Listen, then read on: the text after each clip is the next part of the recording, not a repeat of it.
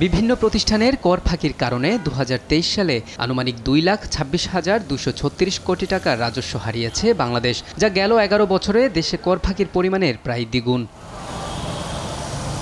কর নিয়ে কারসাজির এমন সব চাঞ্চল্যকর তথ্য বেরিয়ে এলো সিপিডির এক গবেষণায়। সোমবার ধানমন্ডিতে ব্রিফিংয়ে এমন সব তথ্য তুলে ধরে বেসরকারি গবেষণা সংস্থাটির প্রধান গবেষক খন্দকার গোলাম মোয়াজ্জেম।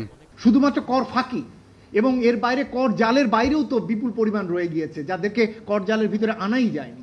সুতরাং এই যে বিপুল পরিমাণ ফাঁকি, এটা রোধ করলেও তো আমরা একটা বড় পরিমাণ অর্থ টার্গেট অনুযায়ী আমরা অ্যাচিভ করতে পারি। সরকারের বিভিন্নমুখী যে ধরনের স্মুথ ট্রানজিশন স্ট্র্যাটেজি যা রয়েছে, এর যে কোনোটি বাস্তবায়নের জন্য কিন্তু অভ্যন্তরীণ রাজস্ব বৃদ্ধির কোনো বিকল্প নেই। সর্বাধিক গুরুত্বপূর্ণ যে দুটো উৎস থেকে কর বেশি এসে থাকে, তার একটি হলো কর্পোরেট কর, যেখান থেকে প্রায় 20% পর্যন্ত সরকারের রাজস্ব আসে।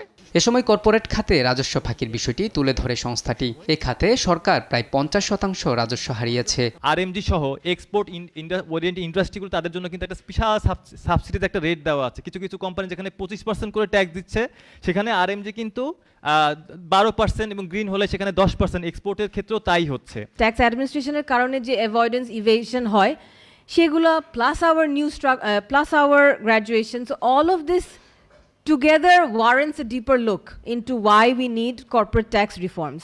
এ সময় বিনিয়োগের কথা বলে বিভিন্ন খাত ভিত্তিক কর ছাড় সম্পূর্ণ বন্ধ করতে সরকারের প্রতি আহ্বান জানান তারা। স্টার্টআপগুলো রিটার্ন সাবমিশন করে না। মোহাম্মদ আলাউদ্দিন, দেশ টিভি, ঢাকা।